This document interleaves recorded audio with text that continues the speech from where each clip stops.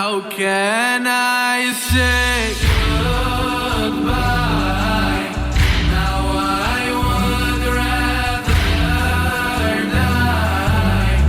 How can I say goodbye? Now I would rather die. How can I say goodbye? Now I would rather die. Tonight is the final night.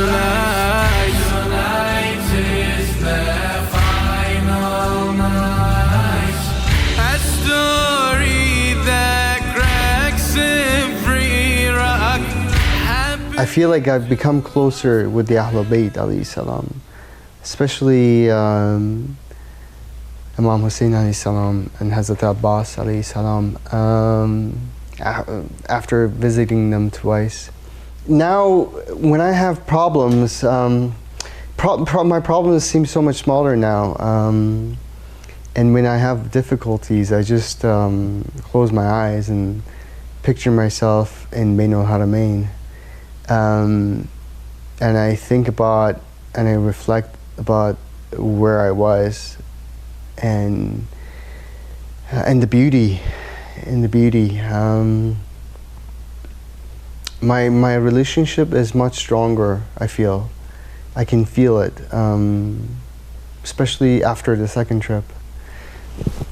I'm more calm with just everyday life, and I call them a lot more when I'm in trouble. I ask them to pray for me, but and I often listen to Ziyarat Ashura more than ever now. I put it on every morning when I'm getting ready for work or when I come home from work. Something tells me to put it on and listen to it. So I feel much more closer with the Ahlul Bayt alayhi salam. On a personal level, I do feel more closer toward the Ahlul Bayt in terms of even from the moment from when I wake up, they're the first thing that come in my mind. As well as I'm reading a lot more books, reading up about their history, about their families, their sons, their children, the way they dealt with life, specific prayers and namaz that they used to do. When you say Assalamu alayka ya Amir al-Mu'mineen, it was far away from where we are now. When we say Assalamu alayka ya Amir al-Mu'mineen, he's just closer to us here. This is a blessing from Allah subhanahu wa ta'ala.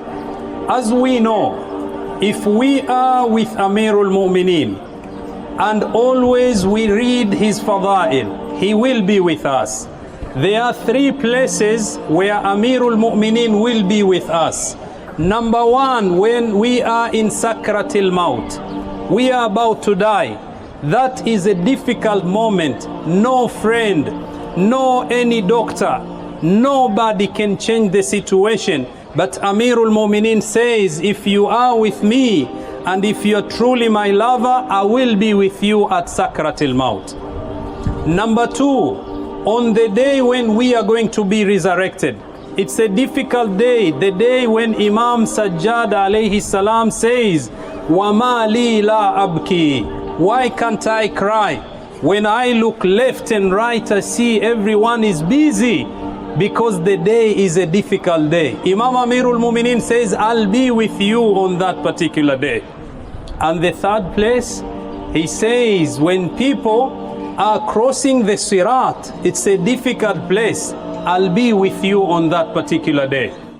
After visiting the shrine of Imam Ali alayhi salam and experiencing everything that I've experienced, as I'm there, I wish that my family was there with me so they could see and experience everything that I'm seeing and I'm experiencing.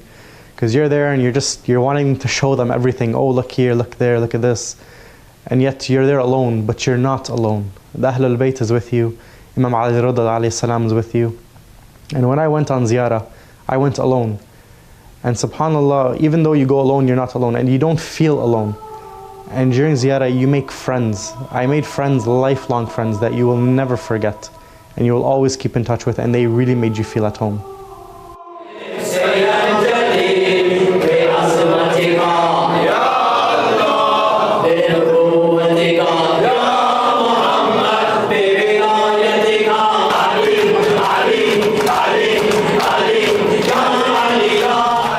On a personal level, after visiting the shrine of Imam Ali alayhi salam, I feel number one, so much more attached to him. I mean, personally, I can't believe I was there. And after my family just came back from اربعین, I wished I was able to be with them, because I feel like I just want to go back. You do truly leave your heart behind once you leave all of the Ahl al-Bayt's maqams, and you really leave a piece of you behind. And you just long to go back, and you pray to Allah to grant you the chance to go back again, to visit Ahl al-Bayt, our Imam, our master. After visiting Imam Ali's shrine, he's inspired me in my life in so many ways. Number one, in the way I treat people, in my own patience and self-esteem, the confidence I have in Islam and Ahl al-Bayt. And just to actually, just to imagine that this is the man, the most courageous, the only man to perform ghusl for the Prophet, the man that was born in the best of places in the Kaaba, the man that got killed in the best of places in sujood, the closest you can get to Allah on this earth. And once we reached the shrine of Imam Ali alayhi salam, the moment we saw the dome, just a feeling of emotion just hits you, and reality kicks in, and at the same time you can't believe you're here. You're seeing our Imam's shrine. And I remember when we entered the courtyard and we're walking towards it, the moment I turned the corner, I saw the zari'ah of Imam Ali alayhi salam. Just emotion hits you. And I remember my beard being full of tears.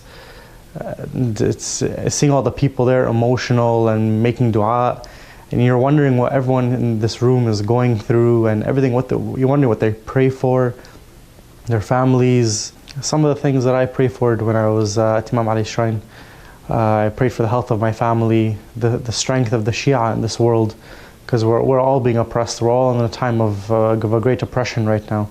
And I pray for the reappearance of Sahab al-Zaman. And I also pray for all of our alamat, the maraji', may Allah lengthen their lives. I pray for the defense of all of our countries and our people and all the places of oppression, like in Syria and Bahrain, in Lebanon, everywhere.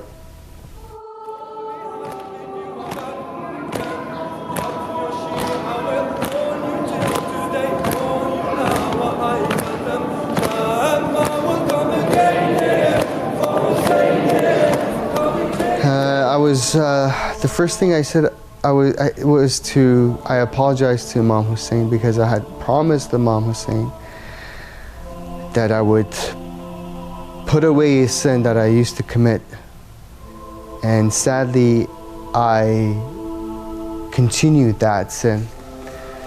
That was the first thing I said. I said, Imam Hussein, I'm sorry, I'm here again, with shame and regret, to forgive me and to thank you. That was it. I didn't want anything else. To forgive me and to thank you. I left all my du'as till the very last day. And every time I left the shrine, I always hoped to come back the next day. So I would talk to the Imam. I'd be like, Imam, I'm just gonna go and come back. No goodbyes. I'm not gonna do goodbyes. That's how I always left the shrine.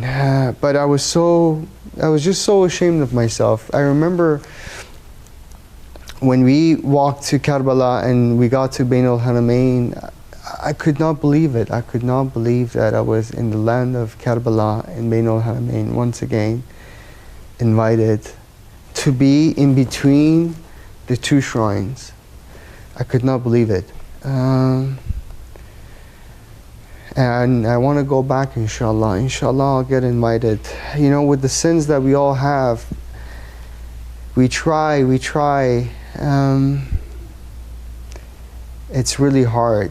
And I hope to God that Imam Hussein will invite us every year again and we can go back.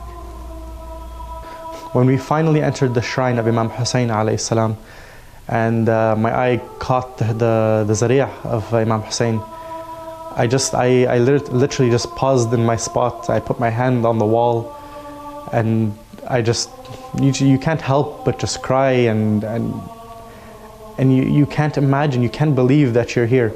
You spend so much time, the past 11 years of my life I spent reading about him, seeing pictures, reading his story, and mourning him year after year during اربعین and Ashura as a family, and teaching your son and your family and educating people about Imam Hussein. And then to finally be there and lay your eyes on his shrine, on his zari'ah. This is the man that sacrificed the ultimate sacrifice. The leaders of the youth of Jannah is right here in front of me. I spent my whole life learning about him, and now he's here in front of me. It's unrealistic. It's such a spectacular feeling. When I finally reached the zari'ah and I managed to get my hands around the zari'ah, I remember praying to him and telling him, oh my master Imam Hussein alayhi salam, I send my salams from your father Imam Ali alayhi salam. I was just visiting him, and I asked him to pray for me upon your behalf, in his behalf. And I thanked him. I remembered thanking him so much for everything he sacrificed for us. Ya laytana kunna ma'ak fanafuza fawzan azima. How I wish we were with you to win a great victory in victorious time. I wish I was there for him when he called for help, when he called for someone to be there with him. That's the ultimate sacrifice, what he did. And if it was not for him, Allah knows what would happen to the Shia today. There may have not been any Shia today. The meaning of that call for help from Imam Hussein alayhi salam does not just mean someone going there and helping him during that time of sacrifice. It also means the sacrifice that we're living today, especially out here in the West. The oppression that everyone is going through, the knowledge that we have to gain so that we can teach others the difference between true Islam and people falsifying Islam. It's a way of life, it's a way of teaching your kids, the sacrifices that we do in our life for our kids and our families, the sacrifice we have in our works, the hardship that we go through in life with our marriage. It's more generic. It's not just the sacrifice on the day of Kerbala. It's a sacrifice of life, giving our life to Allah subhanahu wa ta'ala, and to tell him that we're servants for him, and the Ahlul Bayt are our masters, and we sacrifice ourselves for them. We are their slaves. After visiting the shrine of Imam Hussein alayhi salam, to me he's like it's like a father. He's like a fatherly figure to me, beyond a fatherly figure. The man that teaches the son the way to live life, to be prosperous, to live a righteous life, especially in the country like this in the West, where there are so many distractions. To keep in our minds the teachings of the Ahlul Bayt, no matter where we go in any of life situations, and never to forget the ultimate sacrifice that he made. And no matter what we do in our life, we can use that as an example.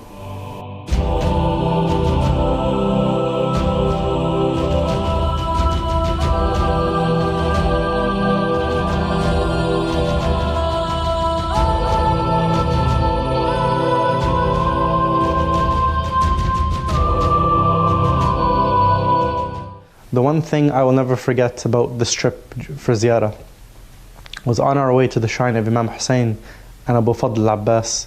We did a 3-kilometer walk, and they gave us the option of going barefoot and putting clay on our faces and our clothing. I found the barefoot thing okay, but I found the clay a little bit strange to me personally. But then they mentioned to us that once you put the clay on, you'll feel more spiritual, and they strongly recommended it. I said, you know what, I'm here for Ahlul Bayt. I'm their servant. Let me just do it for them. I don't want to go there with just clean clothes. I want to show them that I sacrificed things just to reach them. So I put the clay on my face and my clothing. I went barefoot. And during that whole walk, I can't remember a moment of not shedding tears for them. I remember the last kilometer or half kilometer, the last stretch to the shrine. I was granted the chance to hold the flag and walk in the front. And I remember the moment I saw the flag on top of the dome, I just broke out in tears, full of emotion. And the more of the dome that showed, and the more of the shrine that showed, the more closer we got. I felt such a strong attachment. It's like a pull, someone's pulling you there, like you're just focused in on that one place. It was so...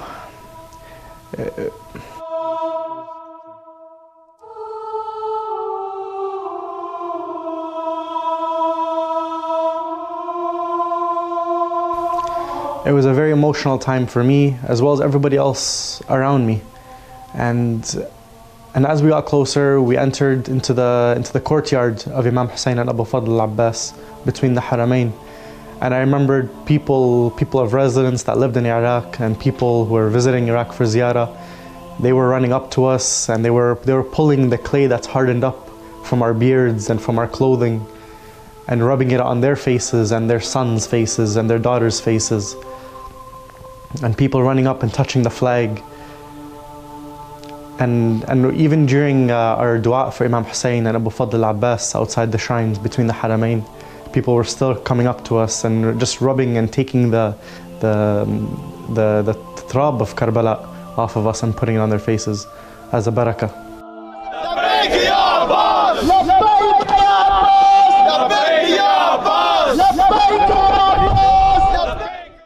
Doing the short walk, the first thing I did was I was like, I'm gonna take off my shoes, because when I went for اربعین, I didn't take off my shoes. It was my first experience, and I was like, you know, if I go back the second time, I want to experience walking to Kerbala with no shoes on. So that was the first thing I did, and I was so excited. So we started to walk, and you know, you get closer to Kerbala and you see the red flags. But then the first thing you see is the haram of Ibn Amir al-Mu'mineen, and you start bawling again. And you know, I can picture it every time. I don't even have to close my eyes. As I'm talking to you, I can picture myself on the road walking, and in front of me is the shrine of Ibn Amir al-Mu'mineen, Abbas. It's the first thing you see, and wallahi, it's amazing. It's amazing that that's the first thing you see, Abbas. That's the first thing you see.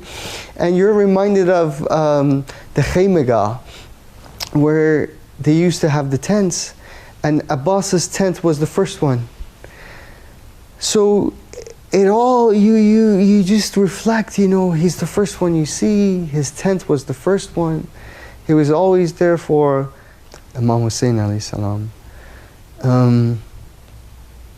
But when you're walking, you just get so emotional. You beat your chest much harder, because you're like, oh my God, I can't believe I'm here for the second time. For the second time, I've given the permission to be in the land of Kerbala, walking, because not everyone is given that permission. I have seen with my own eyes in Africa, one gentleman is so poor, I can say. He lives in a remote area in Africa, but every year he gives khums. How much? 100 Kenya shillings. That is, I don't know, even less than one pound sterling. But he makes sure that every year he gives that. When we came to learn about this story, actually I remember that particular mu'min, Shia brother, in remote village of Africa. How many times we battle with ourselves? Can I give? Can I not give? How much can I give? Can I delay? And we find loopholes here and there not to give khums money. But this lady is telling us that when you have sincerity, the little you give is bigger in the eyes of Allah subhanahu wa ta'ala. It is not quantity, it is the quality of ibadah which we need. Your 2 rakats, your 2 dirham can be something big if your heart is pure and you do it for the sake of Allah subhanahu wa ta'ala. It was great to go to the shrine of Bibi Shatita because she's just a normal person, just like one of us. And that's a great example of how much love she had for the Imam and how any of us can be like her and be so kind and helpful to the other members of the community wherever you live, no matter if you live in the Middle East or Canada, America, Europe. You have to, and she was really good at being helpful to other people and helping people. When we got there again, we listened to a lecture by the Sheikh Ayub, and we learned more about her. After visiting the shrine of Bibi Shatita in Nayshabur, visiting this ordinary person, just like you and I, so devoted and loving and caring and toward the Ahlul Bayt, especially Imam Musa al-Qadhim alayhi salam. And the fact that Imam Musa al-Qadhim alayhi salam prayed the janazah for her burial shows the level of worship that we can reach as a person, as a regular individual. Bibi Shatita is an example to everyone living anywhere in the world that we can all reach a level of worship, a level of spirituality that any ordinary person can leave. You don't have to be a ma'soom, one of the chosen ones, to reach a certain level or to get something from the Ahlul Bayt. If you have the love inside you for the Ahlul Bayt, subhanAllah, they will find their way to you. To see someone like Bibi Shatita, a regular individual just like you and I, reach this type of status, and to actually have Imam Musa al-Qadhim alayhi salam pray the janazah for her, we as human beings living in this time where we're just waiting for Imam al-Zaman, if we can all just hold on to the religion stronger and read more about the Ahlul Bayt and familiarize ourselves with the Ahlul Bayt and their teachings and their stories and the history, especially the history, it will grow, a light will grow inside of us, which will draw the Ahlul Bayt, inshallah, near, more closer to us.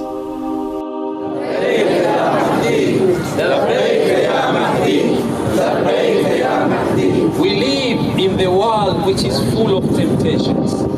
Sometimes it's difficult for us to connect with the Imam of our time. It is places like this one, in Jamkaran, where we come to do tajdeed of the bay'ah that we are in. So inshallah we'll go inside, do 2 rakats of namaz, tahiyya lil masjid, give it hadiyah to the Imam of your time. How many times he has prayed for us? Just 2 rakats, you give it hadiyah to the Imam of our time, the benefit will come back to you. Inshallah, our hearts will be pure and we will be ready to be closer to our Mahdi. Inshallah, we pray to Allah subhanahu wa ta'ala to make us be closer to the Imam of our time. We ask Allah subhanahu wa ta'ala to make us be able, inshallah, to be closer to our Imam every day and every night, inshallah. We ask Allah subhanahu wa ta'ala to make us see the benefit of this ziyarah at this Masjid Jamkaran. We ask Allah subhanahu wa ta'ala to make us, insha'Allah, to get the help and imdadat of Imam of our time, insha'Allah. When we die, Ya Allah, we ask you to resurrect us with Muhammad wa Ali Muhammad. Bi rahmatika ya arhamar rahimin. Allahumma kulli waliyika. Ziyarah to me, with no doubt in my mind, 0% doubt, 0 regrets, has this ziyarah of visiting the Ahlul Bayt been of benefit to me and uplifting a breath of fresh air. If you're in the time of your life, or you're just questioning things, or you're unsure of what to do in your life, or you want that knowledge, gain the knowledge and the spirit and the level of love toward the Ahlul Bayt, there is no doubt in my mind that this trip to visit our masters is definitely a benefit to anyone and everyone. Ziyarat has definitely changed my lifestyle, has changed me quite a bit, and I'm sure it will change me even more every day, every month, every year from now on. I'm more relaxed, I'm more calm. I try my best to reflect more, be careful with my words, be careful with my thoughts. But I have a better connection with the Ahlul Bayt alayhi salam, especially with Imam Hussein and Amir al-Mu'mineen and Yabna Amir al-Mu'mineen. But obviously, I'm sure if you ask my friends, they'll be able to answer the question much better, because I lived my life just similar to how I lived it before. I mean, I'm trying to make changes in my life. But the biggest, I mean, I listen to Ziyarat Ashura quite often now. I've began to read the Quran, the translation of the Quran more. I have, you know, my du'as are accepted much faster, which is really interesting. I'm more hopeful, I'm more thankful, and I cannot believe that I've gone to Kerbala twice. So I'm very thankful for my life, for everything that I have. I'm very thankful. Every time, and I try to remind myself, every time I open the door to my place where I am right now, I go, wow, my God, you're so merciful. I have my own place. I have like walls. There's a roof. I have food in my fridge, because when you visit places like that, you see people who are less fortunate than you, and it's a reminder. Every time I open that door, it's a reminder, Ali, be very grateful that you have a place, because a lot of people don't. A lot of people don't have the opportunity to not even do ziyarah. It's just to live life good, you know, to benefit that everything that Allah has given us. So it's changed me a lot, and inshallah it will change me even more. But I've noticed small things about myself. And I'm looking forward to life. I'm less nervous now, actually. I'm more chill. You know, I put my trust in God more. And I try, when I go to bed, I try my best to talk to Him more. So the second time I went to Ziyarah, we went to Kerbala, and then we went to Imam, and then in Mashhad, we went from Najaf to Mashhad, and then in Mashhad, they have a lot of rings. So it's the place for guys to buy rings. So we went with a whole bunch of different friends, and every night we would check out different ring shops. And then I had my eye on this ring for a few nights.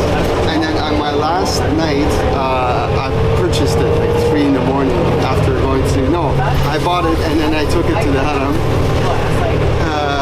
It was great. And having this on my finger and like coming back from Ziyarah, you would not believe a lot of people compliment me on my ring. And I have to explain where I got it from and all that stuff.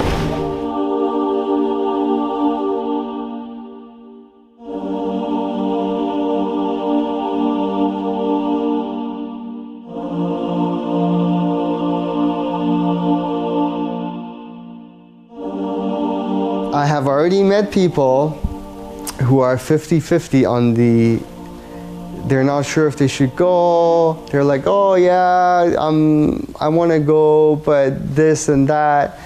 And I always tell them, just go. You have to go. Like all this stuff, I get it. I mean, no matter what, we're always going to have problems, be it financial problems, be it health problems, this and that, right? That will always be there. You can't delay it, right? That will always be there. But just go, because you have to, in order to understand life, you have to go to the master. You have to go to the master.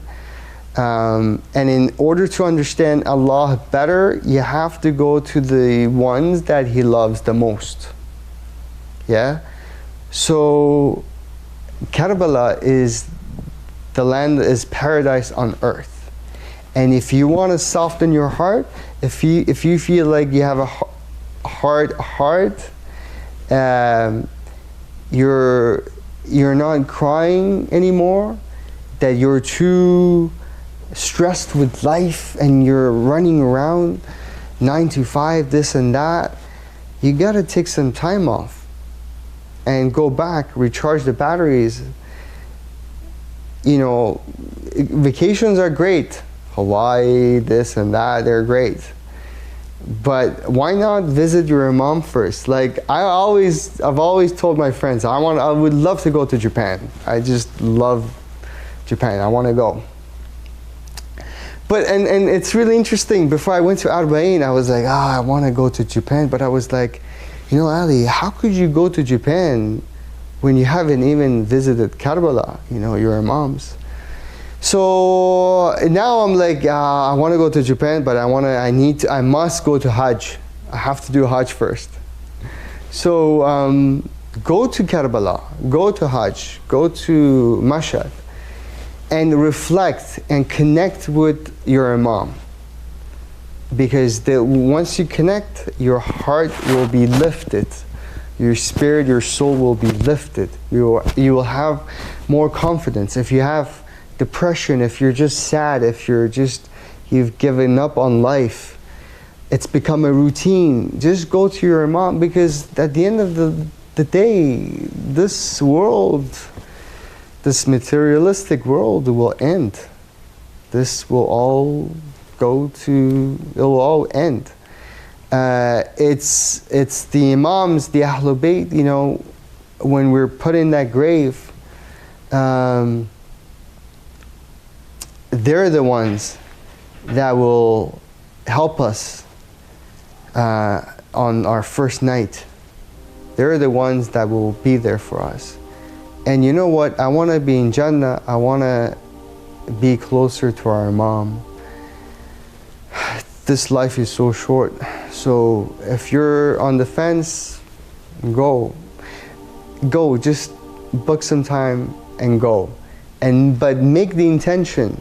Speak to your Imam when you're going to bed. Imam, please invite me. And inshallah, he will invite you, and inshallah, he'll invite myself and my friends. And inshallah, we'll go. Because one time, twice, 3, 4 times, this is never enough. There's actually a hadith, if I'm not wrong, by Imam Sadiq alayhi salam. If you can't go twice a year and connect with Imam Hussein alayhi salam. To the people who are postponing the ziyarah of the Ahlul Bayt, who are just unsure or uneasy of going, whether it be because of safety or whatnot, just remember that not only is Allah subhanahu wa ta'ala watching all of us and protecting all of us, but you're going to visit the Ahlul Bayt, the people that gave you what you have today. They risked their lives for you. Why not we risk our lives for them? Give them something in return. If you're fearful of going, and if that's what's stopping you, just think of how Imam Hussein عليه must have felt that day, alone in Kerbala, when all of his family all of his companions have been slaughtered, and he was standing there alone calling for help. How he must have felt on that day. Why not spend this time right now for us to answer his call on that day of Ashura when he called for help? Let us be the answer to that call. To Tonight is the final night. Tonight is the final night. Tonight is the final night.